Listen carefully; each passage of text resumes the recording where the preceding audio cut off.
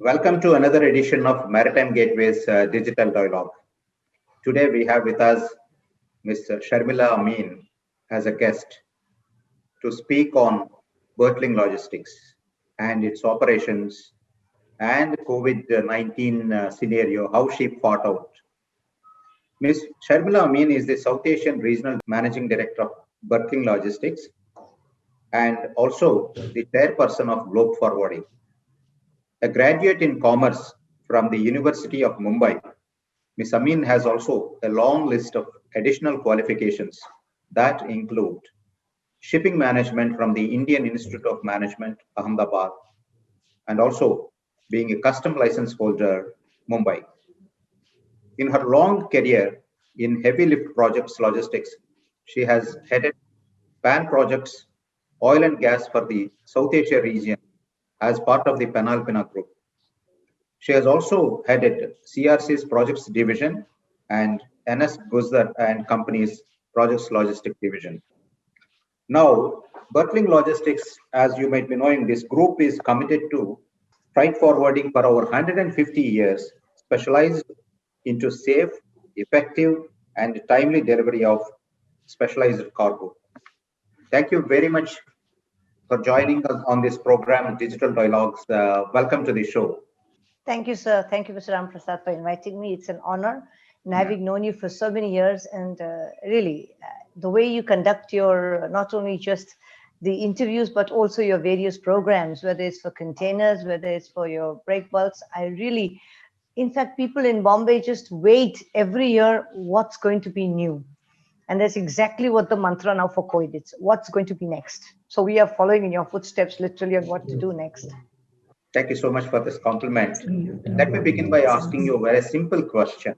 Among so many players in delivering logistic solutions, how do you differentiate Bertling Logistics? What is so unique about your company? You're very right. What we do is we are lots of logistics company offer various verticals, maybe 10, 11, 12. Whereas Bertling only specialize in projects, oil and gas. We have our own in-house IT company, Visitech. We have a fleet of our own 20 odd ships. And what we do is we are a very small, limited team with over 100 offices in 45 countries, specializing only in projects and oil and gas. So the people in this field are absolutely hands-on, whether it's an MD like me who knows exactly every pin of paper that is moving in the office for a particular project. And so we don't get into the other verticals where we are involved in other things and we lose focus of what we are doing to do. Now, the global players, as you can see, like the shipping industry, it was so fragmented. Even the freight forwarders are now getting, consolidated by itself, as you can see. The big global players are also joining hands and now realizing that the game is over, because it's a very expensive mode of operating, because you're not only competing with your other smaller players, but now you're even competing with the shipping lines who are offering the door-to-door or the up-to-the-door end services. So it is going to come a time where most of us will disappear. And I suppose only a handful, like today, how we have only 10 of the really big players in the shipping, we are going to also remain a handful shortly. I see a lot of consolidation happening in port sector and also globally, the liner segment. A lot of shipping lines have now joined together and then formed into a big groups.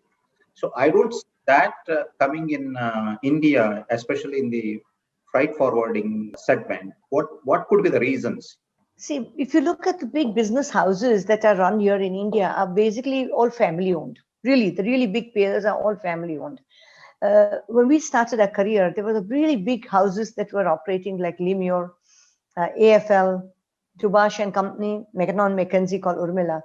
And all of them over a period of time have disappeared. Either they have decided to merge with the bigger players globally, join hands with them, or sell off. And the same thing is going to happen. What will happen is that it's like our transport industry. It is so fragmented. We have something like 25,000 odd registered transport operators. One vehicle, two vehicles. And the same thing is happening with our licenses. So when we say logistics in India, we call ourselves a customs house agent, also a logistics player.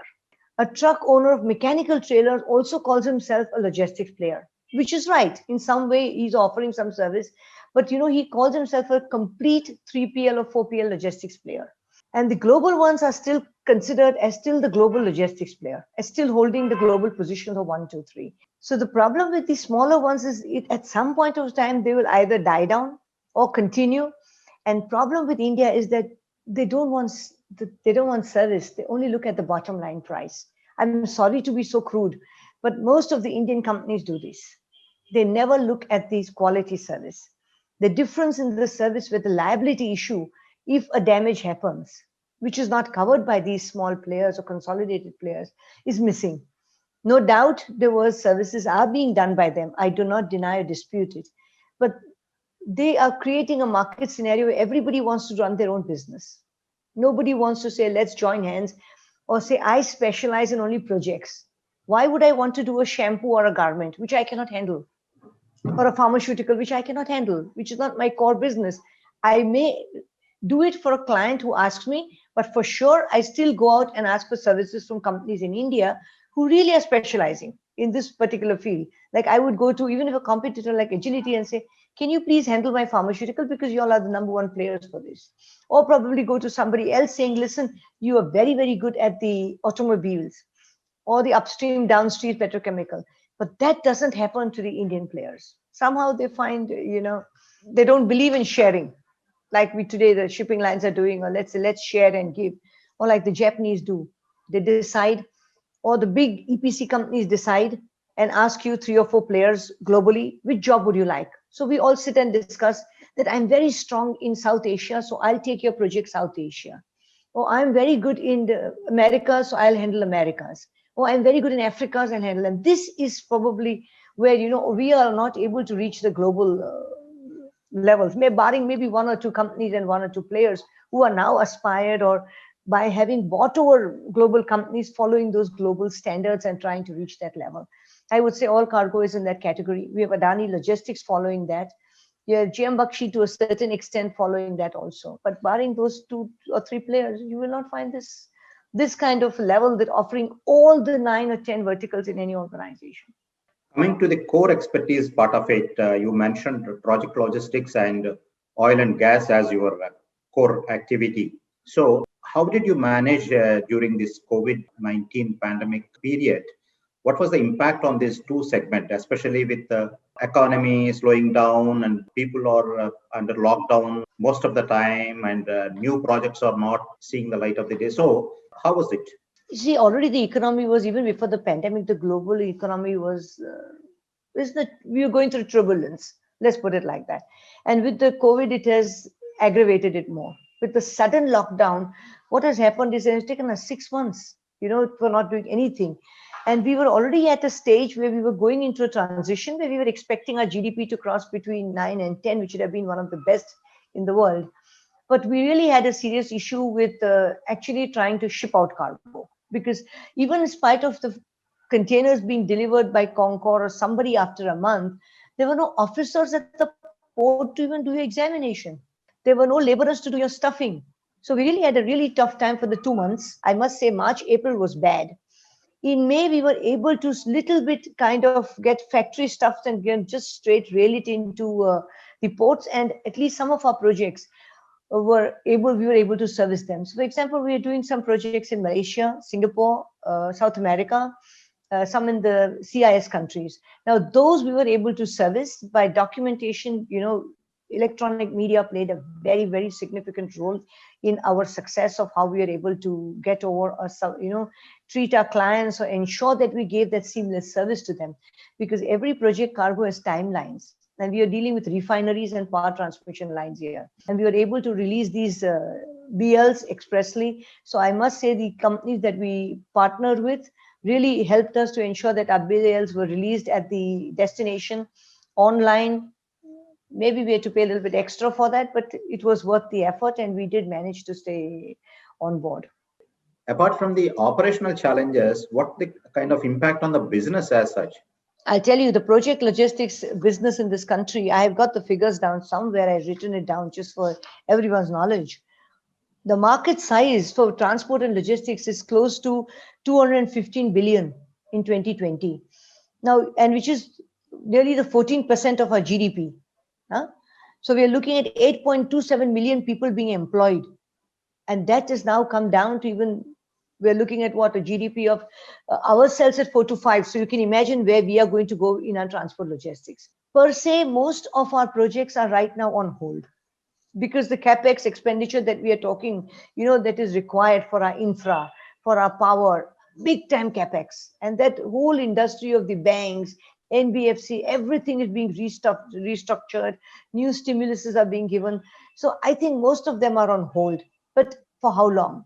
I see another 2-3 months, and we should start moving, personally, if you ask me, because this cannot continue. We need the power, we need our infrastructure to go on, and it has to. We can see this world's highest tunnel is just completed after 10 years. I remember doing a project 2 years back in Leh, which is one of the highest point a power transmission line project. It took us a year to complete it because of the weather. We could never cross over to the Jozila Pass on that side because it is closed for nearly 6 months. Now with this tunnel and this kind of infrastructure, being streamlined, I think things will start moving much, much, much faster. And I think India and China will be the only two countries who will be bouncing back faster than the rest of the world, personally. And we do expect a lot of our nuclear power plants to be coming up. Our coal-based thermal will come up once our coal deals are signed of the new coal mining contracts. We are expecting all our fertilizer plants, which are more than 30 years old, to be revamped. Once our fertilizer policy also now changes with the new farm sector that the government is giving.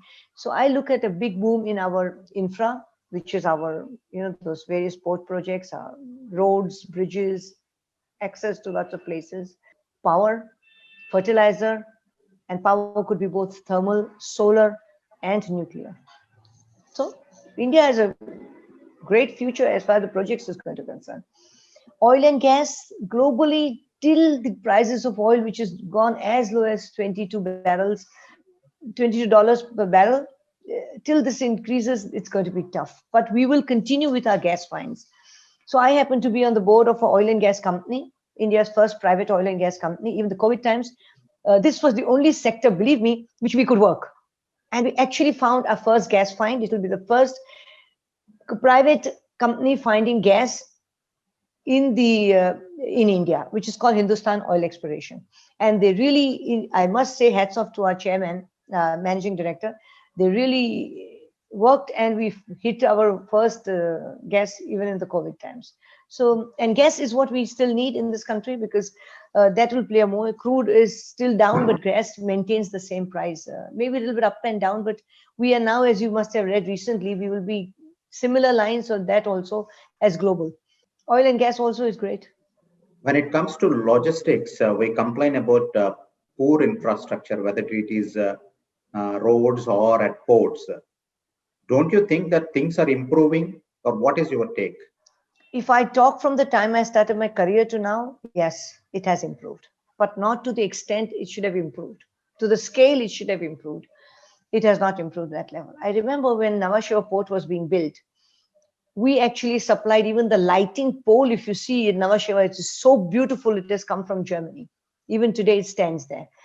And they mentioned to us that after Rotterdam, which takes about 1 minute for a container to discharge, Nhava Sheva would take 7. I'm not so sure it still happens. I'm not so sure. It was designed for that. Now I'm talking this in 1988, 89, sir, and we are in 2020. So the pace at what things were developed, it has not grown to that level, really. Maybe because we have lots of governments changing hands. There's been lots of disruptions. There've been new initiatives. We've taken off in telecom as one of the largest, the biggest players. That unfortunately in this sector, we don't even have a lot of companies setting up our infras today. Who's the competition today, barring Larsen and Toubro? You tell me, who is on that scale to build your infras so fast, so quickly? Like we have thousands of players there. Do we have thousands of players in construction at that scale? Are we able to invite those foreigners? Not as yet. Why? We have very recent a nice thing that now with the labor laws we are changing. Yes, we will be able to probably get into it, or our legal laws, where our payments are not at, our check bouncings and things like that, where we still are.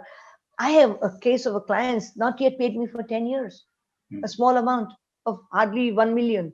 So, till those two things don't change, even though people want to come and want to invest, they're a bit still hesitant, a bit scared. Take our own company, they're a bit scared still. They always ask only two questions. Are you sure your client will pay and we take them to court, we'll get paid?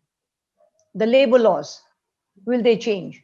So look at our port, Bombay Port, one of the best port, natural port. It is completely defunct because of our labor problems. Of course, the city infrastructure built around it, so you cannot take out any big project cargo from it or bring it in. So we lost it. Then, of course, the GST changed it because of the octroi issue. So that also got solved. And with the Sagarmala and the E-Sanchayat, I think things are going to change. But we hope for the best. Now, with the tolls gone away at most posts, it's going to be, I think it's going to be a much, much better scenario in the next year or two. If the COVID had not come, I would presume we would have been a little bit more far ahead than where we are still at a standstill. So what are the lessons that you have learned from COVID-19 pandemic? The famous Gita Sar saying, Parivartan Sansar ka niyam hai. Change is inevitable in life. And we have to change. So we have to change. We had to change ourselves by deciding that, we also need to work. People like who's thought, we could do everything, depend on secretaries, people and everything. We had to learn to work ourselves and actually get our hands back to the same level we started our career from, and get the grease and oil and do everything ourselves. So we've learned that one biggest lesson. Be self-reliant, totally. Cash is king. So money in your pocket is money everywhere. Digital, you have to change. Then you have to shift towards localization. That means stop depending on everything from outside, because you can see what happened. Today we have a shortage of containers, we're not able to export. Why we are not thinking? There's not a single company that manufactures containers in India. Not a single. And nobody has thought of going into it. Everybody thinks logistics is great, let's go into it. Why not in the, the author components that form the logistics? Let's make world-class vehicles. Let's make world-class containers. Why can't we make world-class tires? Of course, some of them do it, but you can't put an Indian tire still on a Goldhofer hydraulic axles. Then you need to change your model, move towards a variable cost model. Then you say building sensors and control tower capabilities. That means you need to build offices which are sensible to how you can, capable of handling. Like I have an office in Baroda. Let that handle what it can do there. Let another office handle something else. You cannot consolidate and everybody sitting in one place. And building agility. That means have the capacity to say, okay, COVID in Bombay was so bad that I should have the agility and ability to pack up here and say, I can go somewhere else and be able to operate out of that place. So anybody can do it anywhere in the world. So we should have thought of at least these 7 things that we should learn from this. Let me give you a quick example of what we did. We are a pure project logistics company. So when I was asked to meet this gentleman, this doctor from United Nations, and said, why didn't you come and see us? We need to do business with you. So for 2 minutes, I thought, I had to ship ambulances or ventilators, and, it would be a big project for me. When I went to meet him, he said, we need to emergency send these masks to USA. And for 2 minutes, I looked at my colleague and him and I said, I didn't understand when he said mask. And can you imagine a 5-gram mask to send? That's not my core specialty. But I had to sit with a straight face and said, yeah, of course, sure, doctor, we'll look at it. And he said, get the flight ready. 1 lakh mask next week. And I was just thinking, he's not serious, is he? I'm happy to say the India-US trade relation, because of that, we have now air freighted or airlifted 1 lakh masks and sent to USA, delivered safely to the state of Philadelphia, where we now have a letter from White House thanking us for India doing such a good service. Now, when you said, what have you learned? I picked up any business that I could work on in spite of not knowing how to do the air freight. I have very good industry friends who helped me and told me, yes, this is how we will do it. We'll handle it for you. So, I changed by doing from a 5,000 ton package to a not even less than 5 milligram masks. So that's wonderful. That's noble as well. On that note, thank you very much, Ms. Sharmi, for those insights into your company and also into the trade operations, present scenario, and future plans. Thank you very much. Thank you, sir. Thank you for inviting me. Pleasure talking to you.